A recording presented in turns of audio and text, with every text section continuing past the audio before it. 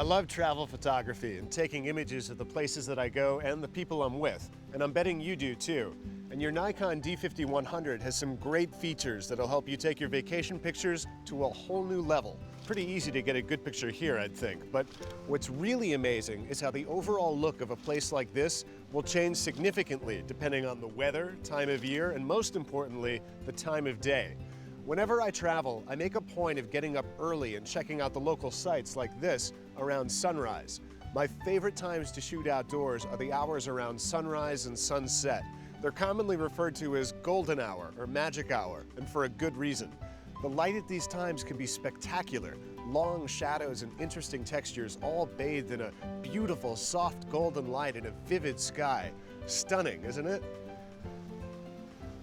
So, how do we capture all this? Well, I'll start by using the scene mode Dusk Dawn. Dusk Dawn mode will turn off the built-in flash and will also enhance the natural colors of a scene like this. And since the light is fairly low, I'm going to use a tripod so that I minimize any camera shake. I could probably just snap a few pictures from here and end up with some nice shots, but I want to step it up a notch compositionally.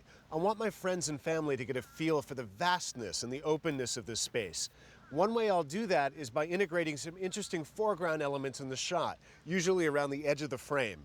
The 18 to 55mm lens gives me some nice flexibility here, too. This will give everything a sense of scale and draw the eye around the image. Look at the difference here with and without a foreground element. It really improves the composition of the shots. Now, since we see the world from eye level all the time, I sometimes like to shoot from a different height. So I'm gonna leave the camera on the tripod, but lower it way down and take a shot from down near the ground. The live view and the vari-angle display really give me a lot of freedom to place my camera where I want and still easily see my framing. This is a helpful way to compose from unusual angles.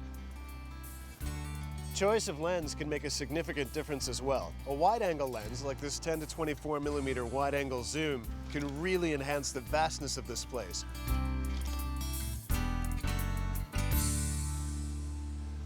I can also use a telephoto lens for a cool effect called compression to get a whole different look. Here, I'll show you using this 55 to 300mm zoom. First, I'll make sure the vibration reduction is set to on.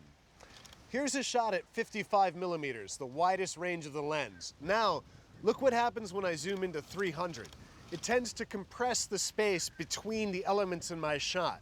The distant objects seem to be pulled in closer, revealing more detail, but my foreground is still an important part of the frame. Experimenting with foreground and lens selection can really be rewarding, especially in landscape photography. Images of your adventure won't be complete until you've captured a sense of the local color and uniqueness of your destination. One of the first things I like to do when I arrive in a new place for the first time is just chat with the locals. I let them know what I'm looking for, and they can usually point me towards some well-known and sometimes some not well-known locations. While I'm walking around, I like to keep my moderate zoom at the ready, like this 18 to 55, so that I can quickly go between wide and telephoto. It lets me easily grab all sorts of images, from candid shots of friends to shots of the surroundings. Now, while the big picture here seems rich with possibilities, I also keep an eye out for the smaller elements that help tell the story of my trip, like this flower here. I'll switch over to the close-up mode indicated by this icon of the flower. Close-up mode works fine with all my lenses, but I'm using this 85mm micro f3.5 lens that's perfect for shots like this. With this lens, I can get in real close for a frame-filling close-up. Now, while we're looking through the viewfinder here, see those brackets and little squares around the center of the frame? Those are the 11 selectable focus points. Just move the multi-selector and a red light will move through the various points. All you have to do is put a red focus point on the area that you want in focus and shoot. It's a great way to control the creative focus of your shots. I can see that the sun is casting a lot of interesting shadows, creating areas of different brightness levels. Your D5100 gives you a number of ways to creatively work with this light. One feature is active delighting, which automatically preserves details in both the highlights and shadows. Check this out. This works well whether your subject is still or in motion. Normally, active delighting is set to auto, but if you want to make adjustments, just press the I button, then select the active delighting options. For stationary subjects, you might want to try something called bracketing. Bracketing means taking a series of pictures, each with a slightly different exposure. Now your D5100 can do this automatically for you if you want. Just press the I button twice, scroll down to AE bracketing, and select the exposure difference you want. Then when you press the shutter release, the camera will take 3 pictures in a row. One at the metered exposure, one slightly higher, and one slightly lower. Then you can go back later and choose the one you like best. But sometimes the light is significantly different in various parts of the frame, like this scene here. If I just take a quick picture,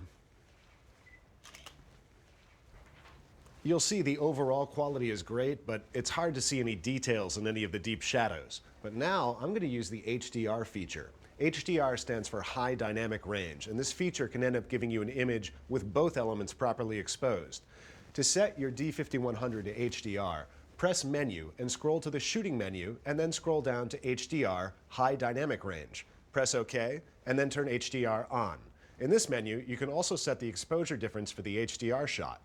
You have a choice from 1 to 3 EV steps.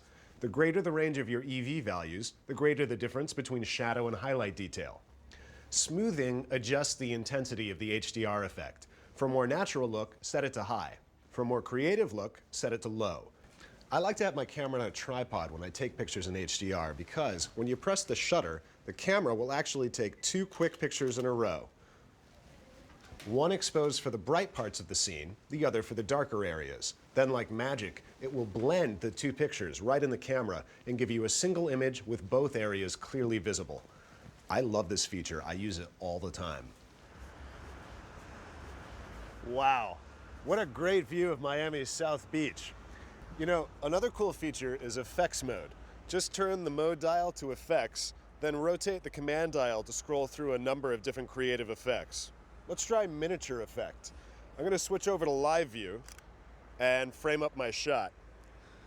I'm going to use the multi-selector to choose a portion of the frame that I want to remain in focus and press OK. Then I'll make a few final adjustments with the arrow keys and press the shutter release. Oh, cool. It makes the whole scene look like a miniature model. I definitely recommend you spend some time trying out all these different effects. They can really spark your imagination.